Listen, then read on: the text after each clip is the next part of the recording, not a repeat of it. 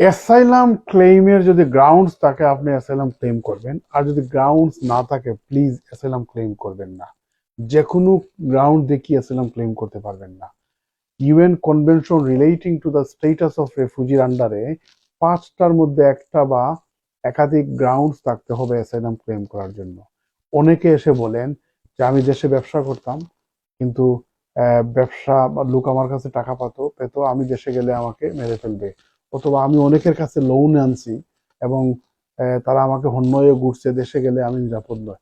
এই ধরনের গ্রাউন্ডস বা এই ধরনের কথা অ্যাসাইলামে আসে না, কভার করে না। সুতরাং অ্যাসাইলাম ক্লেম করার আগে আপনি একজন দক্ষ সলিসিটর ব্যারিস্টার সাহেবের সাথে বসে অ্যাপয়েন্টমেন্ট করে আলাপ করে যদি আপনার গ্রাউন্ডস থাকে তখন ক্লেমে যাবেন।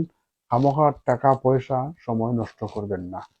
এমন কিছু ফাও জিনিস দেখিয়ে লোকেরা অ্যাসাইলাম ক্লেম করে, পরবর্তীতে যখন সলিসিটর ব্যারিস্টার কাছে যান তখন কিছুই করার থাকে না, কারণ ফাউন্ডেশন যদি দুর্বল হয় এর উপরে আপনি গড়ে তুলতে পারবেন না। দুতলা তিনতলা তো বড় কথা পরের কথা।